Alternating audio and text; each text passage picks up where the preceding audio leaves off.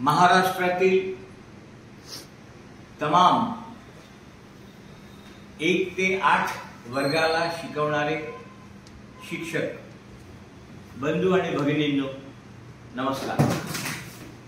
बऱ्याच दिवसापासून टीईटीवर बोलतो म्हणत होतो, मी पण अभ्यासच करत होतो।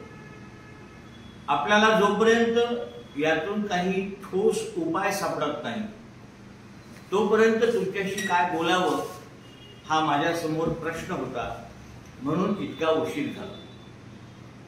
न्यायमूर्ती दीपंकर दत्ता आणि न्यायमूर्ती अगस्टिन जॉर्ज मॅसी यांनी जो या संदर्भातला निर्णय दिला तो 105 पानांचा आहे। तो निर्णय मी पूर्ण वाचला। निर्णय अतिशय उत्तम आहे। निर्णयावर बोट ठेवण्यासाठी जागा नाही, परंतु मग या निर्णयाचे परिणाम जे होणार आहेत, मी हे एवढ्या करता सांगितलं की कुठल्याही निर्णयाला जर आव्हान द्यायचं असेल तर त्यात टेक्निकल फ्लो असावा लागतो। तो टेक्निकल फ्लो मला या निर्णयात कुठेही दिसला नाही, परंतु तरी देखील काही मंडळींनी या विरुद्ध रीट पिटिशन दाखल केलं आहे। त्यावर काय उपाय येतो काय नाही हे मला माहित नाही, पण फारसं काही त्या रीट पिटिशन मध्ये निघेल असं मला वाटत नाही। मग आता याच्यावर उपाय काय आहे? हा निर्णय जो आहे, हा निर्णय लागू केव्हा झाला तर हा निर्णय तात्काळ जेव्हा सुप्रीम कोर्टाने निर्णय दिला तेव्हापासून लागू होतो आहे। या संदर्भात एनसीटीई आता एक आदेश काढेल आणि एनसीटीई नंतर महाराष्ट्र शासन त्याच्यावर एक आदेश काढेल। त्या आदेशाच्या दिनांकापासून महाराष्ट्रातल्या सर्व शिक्षकांना हा निर्णय लागू असेल। रीट पिटिशन याचिका दाखल केली म्हणजे हा निर्णय थांबला असा त्याचा अर्थ होत नाही। जोपर्यंत या निर्णयाला कुठेतरी स्थगिती मिळत नाही तोपर्यंत हा निर्णय अस्तित्वात आहे। अद्यापपर्यंत स्थगिती मिळाली नाही, पुढे मिळण्याची शक्यता मला दिसत नाही। त्यामुळे ज्या क्षणाला महाराष्ट्र सरकार आदेश काढेल त्या दिवसापासून हा निर्णय लागू होईल। या निर्णयाचा परिणाम महाराष्ट्रातल्या 6,81,000 शिक्षकांवर होणार आहे। म्हणजे जवळपास सगळे अनुदानित, विना अनुदानित, कॉन्व्हेंट आणि जे सेवेत पगार घेतात असे शिक्षक 3 लाखापेक्षा जास्त आहे। म्हणजे या सगळ्यांवर या निर्णयाचा परिणाम भविष्यात होणार आहे। याने सांगितलं की 5 वर्षाची मुदत ज्यांना सेवेत राहिली आहे, म्हणजे ज्यांना 5 वर्ष रिटायरमेंटला आहे, त्यांना हा निर्णय लागू नाही, त्यांना टीईटी करण्याची गरज नाही। पण त्यांना प्रमोशन देखील मिळणार नाही, त्यांना इतर फायदे देखील मिळणार नाही असंही त्या निर्णयात म्हटलेलं आहे। आता विषय असा आहे की मग हा निर्णय कायद्याला धरून आहे का, यात कोणता टेक्निकल फ्लो आहे का, याचा अभ्यास केल्यानंतर मला एक दिसलं की ही लोकशाही व्यवस्था आहे। लोकशाही व्यवस्थेमध्ये कुठलाही निर्णय पूर्वलक्षी प्रभावाने लागू करता येत नाही। म्हणजे आम्हाला जर आज म्हटलं की तुम्हाला 3 पोरं म्हणून नोकरीवरून काढून टाकतो, हे योग्य होईल का? यांनी पहिले सांगितलं असतं तर 3 पोरं होऊ दिले नसते। सांगण्याचं तात्पर्य पूर्वलक्षी प्रभावाने हा निर्णय लागू होऊ शकत नाही। मग 13/2/13चा GR अस्तित्वात आहे का? नाही। 13/2/13चा GR अधिक्रमित आपोआप होईल। आरटी एज्युकेशन ऍक्ट आला आहे 1 एप्रिल 2010 ला। या ऍक्ट नुसार टीईटी लागू झालेली आहे, म्हणून हा निर्णय जास्तीत जास्त रीट पिटिशन मध्ये 1/4/10 पूर्वी लागलेल्या लोकांना लागू होणार नाही, परंतु 1/4/10 नंतर जे सगळे आलेले आहे सेवेत त्या सगळ्यांना टीईटी कंपल्सरी करणे जरुरी आहे। आज मी जे म्हणतोय की 1/4/10 पूर्वी लागू होणार नाही, हे उद्या रीट पिटिशनचा निकाल आला तर आपल्या बाजूने, अदरवाईज या निकालामध्ये मात्र 1/4/10 पूर्वी देखील जे शिक्षक आहे त्यांना टीईटी कंपल्सरी केलेली आहे। मग आता मुद्दा येतो की आपण आपल्या सेवा कशा वाचवायच्या। पहा, याचा अभ्यास करता करता माझी कागद देखील काळी झाली। म्हणजे प्रमती ट्रस्ट ही 2014 मध्ये सुप्रीम कोर्टात गेली होती मायनॉरिटी ऍक्ट साठी हे लागू नाही म्हणून, पण तरी देखील आहे तो मायनॉरिटीचा निर्णय न देता कोर्टाने मायनॉरिटीची केस ही दुसऱ्या खंडपीठापुढे वर्गित केली आणि स्वतः हा निर्णय दिलेला आहे. त्यांनी आता दुसरा मुद्दा असा येतो की आता याच्यात उपाय काय, आम्हाला उपाय तर लागेल ना ते. तर पहिला मुद्दा असा आहे की शासनाचा आदेश निघाल्यानंतर आम्हाला 2 वर्षात टीईटी करायची. मग आता 2 वर्षात टीईटी करत असताना टीईटीची परीक्षा कोण घेणार, तर महाराष्ट्र शासन घेणार आहे. त्यामुळे सर्वप्रथम शासनाला मी एक विनंती करणार आहे की तुम्ही रेग्युलर टीईटी वेगळी घ्या आणि शासकीय सेवेत जे कर्मचारी आहेत त्यांची टीईटी वेगळी घ्या. 2 वर्षात किमान 6 परीक्षा शासकीय सेवेत असलेल्या कर्मचाऱ्यांसाठी घ्या, जेणेकरून त्यांना योग्य संधी मिळेल आणि त्यांची वेगळी परीक्षा असल्यामुळे. आता मला सांगा, आमचं हे वय आहे का अभ्यास करायचं? आता वयाची किती वर्ष गेली, इतकी नोकरी केली आणि आता हे जर परीक्षा द्यायला लावत असतील तर हा दुर्विलास आहे, दैव दुर्विलास आहे. मग आता मुद्दा येतो की शासकीय सेवेत असलेल्या लोकांची परीक्षा, म्हणजे शासकीय सेवेत आणि खासगी अनुदानित शाळेत अशा लोकांची परीक्षा घेत असताना त्यांना थोडे सोपे प्रश्न विचारा. कोंबडीला पाय किती, पर्याय निवडा, 4 3 2 1 असंही होऊ शकतं. पण यासाठी सभागृहात जाणं माझं अत्यंत गरजेचं आहे. दुसरा उपाय काही आहे का याच्यात? दुसरा उपाय पण आहे. तो दुसरा उपाय अतिशय अभ्यास करून मी तुम्हाला सांगतो आहे. या देशात 1966 ला बडकस कमिशन आलं होतं. बडकस कमिशन पूर्वी कोठारी कमिशन नियुक्त झालं होतं.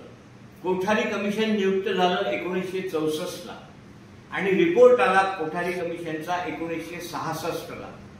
कोठारी कमिशन हे गुणवत्तापूर्ण शिक्षण देण्यासाठी शासनाला सुधारणा सुचवा यासाठी आलं होतं आणि कोठारी कमिशननी आपल्या रिपोर्टमध्ये त्यावेळेसचे प्राथमिक शिक्षक जे 4था वर्ग पास होते, ज्युनियर पीटीसी होते, सिनियर पीटीसी होते, ते किमान मॅट्रिक आणि डीएड असले पाहिजे अशा प्रकारच्या सूचना सरकारला केल्या होत्या. कोठारी कमिशनच्या या रिपोर्टचा आधार घेऊन बडकस कमिशन हे वेतन कमिशन होतं. त्या बडकस कमिशनने देखील कोठारी कमिशनच्या या सगळ्या सूचना आपल्या अहवालात घेतल्या आणि त्यांनी देखील सांगितलं की दुसऱ्या वेतन आयोगाप्रमाणे जर पगार द्यायचा असेल तर प्रायमरी टीचर हा किमान 7वा वर्ग पास न होता तो मॅट्रिक असला पाहिजे आणि तो डीएड असला पाहिजे. मग त्यावेळेस 1 जुलै 1969 ला तो दुसरा पे कमिशन लागू झाला आणि त्यावेळेस महाराष्ट्र सरकारने, मग कोठारी कमिशननी आणि बडकस कमिशननी हा निर्णय राज्यावर सोडला होता की यांना किती मुदत द्यायची, पण हे मॅट्रिक असले पाहिजे हे मॅन्डेटरी केलं होतं आणि डीएड पण असले पाहिजे. मग त्यावेळेस सरकारने म्हणजे महाराष्ट्र शासनाने यांना मॅट्रिक होण्याकरता मुदत दिली काही विशिष्ट आणि त्या मुदतीत जे मॅट्रिक होते ते सरकारी खर्चाने डीएड करतील. सरकार त्यांना पगारी डीएड त्यावेळेस करून देत होतं. मग पुढे काय झालं की त्यावेळेसचे काही लोक मॅट्रिक पण पास होऊ शकले नाही. हा किती मोठा विषय आहे लक्षात घ्या. मग आता ते हजारो लोक जर मॅट्रिक पास होऊ शकले नाही तर आता त्यांचं करायचं काय? त्यांना वेतन तर देता येणार नाही जे बडकस कमिटीने सांगितलं, कोठारी कमिशनने सुचवलं त्याप्रमाणे. मग त्यावेळी त्यांच्या अनुभवाचा, केलेल्या सेवेचा पूर्ण विचार करून राज्य शासनाने त्यांना मानव प्रशिक्षित घोषित केले. म्हणजे कुठलीही परीक्षा न देता त्यांना मानव प्रशिक्षित आहे असा एक शासन आदेश काढला, अध्यादेश काढला, विधिमंडळात तो ठराव आणला आणि त्यांच्या सेवा त्यावेळेस कायमस्वरूपी रिटायरमेंट पर्यंत ठेवली. मग आता आमच्याजवळ काय उपाय आहे? राज्यात एक पूर्व उदाहरण घडलंय, मग दुसरं उदाहरण घडू शकत नाही का? पहिला उपाय, आपण टीईटी केलं पाहिजे, 6 चान्स घेतले पाहिजे. शासकीय सेवेत असलेल्या, निमशासकीय सेवेत असलेल्या कर्मचाऱ्यांना त्यासाठी शासनाने संधी देऊन त्यांच्यासाठी वेगळी परीक्षा घेतली पाहिजे, त्यांना सोपे प्रश्न विचारले पाहिजे. आणि हेही शक्य नाही झालं तर 1976 ला म्हणजे 74 ते 76च्या दरम्यान जे घडलं, राज्य शासनाने जसं त्यांना मानव प्रशिक्षित म्हणजे मॅट्रिक आणि डीएड दोन्ही पण घोषित केलं, तसं आम्हाला मानव टीईटी घोषित करता येईल अशी एकंदर ही प्रक्रिया आहे. मग आता मी काही नव्याने सांगत नाही, काल्पनिक सांगत नाही, चंद्रावरचे तारे तोडून आणून देतो असं सांगत नाही. या राज्यात पूर्वी जे घडलं ते मी पुन्हा करू शकतो हे तुम्हाला सांगतोय.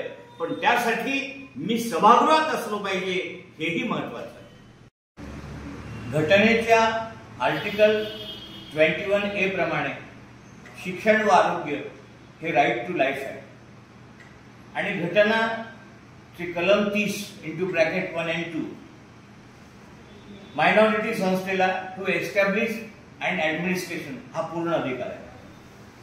त्यामुळे हे दोन घटनेचे कलम जे आहे ते थोडेसे याचा जर अभ्यास केला तर 21A प्रमाणे राईट टू लाईफ एज्युकेशन आहे, त्यामुळे तुम्हाला टीईटी मायनॉरिटीला लागू करावीच लागेल. परंतु घटनेच्या 30(1 and 2) मध्ये तुम्हाला एस्टॅब्लिशमेंट ऍडमिनिस्ट्रेशनचा पूर्ण अधिकार असल्यामुळे तुम्हाला टीईटी लागू करावी लागेलच असं नाही. त्यामुळे मायनॉरिटीच्या संदर्भातला हा निर्णय काय असेल हे आता सांगू शकत नाही. परंतु निश्चितपणे बाकी सर्वांना टीईटी लागू आहे आणि भविष्यात त्याची उपाययोजना आपल्याला केली पाहिजे. या निमित्ताने माझी महाराष्ट्रातल्या तमाम संस्था चालकांना हात जोडून नम्र विनंती आहे, ती अशी की सध्या त्यांच्या शाळेत रिक्त जागा असतील तर सर्वप्रथम तुमच्याकडे 1 ते 8 ला शिकवणारे शिक्षक जर पात्रताधारक असतील तर त्यांना प्रमोट करा आणि मग 1 ते 8च्या जागा टीईटी पास लोकांच्या भरा. म्हणजे यामुळे असलेल्या शिक्षकांवर त्याचा कुठलाही विपरीत परिणाम होणार नाही. आता अशी विनंती करताना, ज्या शाळा फक्त 8, 9, 10 आहे आणि त्याच्यावर ऑलरेडी सगळे शिक्षक भरले आहेत, अशा वेळेस जो सगळ्यात ज्युनियर शिक्षक असेल, सगळ्यांचं क्वालिफिकेशन जर सारखं असेल तर सगळ्यात ज्युनियर शिक्षक जे असेल त्याला टीईटी करावी लागेल. किंवा जर 4 मध्ये एखादा डीएड असेल आणि बाकी बीएड असतील तर डीएड वाल्याला टीईटी करावी लागेल. तुम्ही समजावून घ्या, तुमच्या संस्थेतल्या असलेल्या स्थितीनुसार तुम्हाला निर्णय घ्यायचा आहे, तो निर्णय तुम्ही घ्यावा अशी माझी तुम्हाला विनंती आहे, जेणेकरून एकही शिक्षक बाधित होणार नाही अशा प्रकारचा विचार करून निर्णय घ्या अशी माझी संस्था चालकांना विनंती आहे.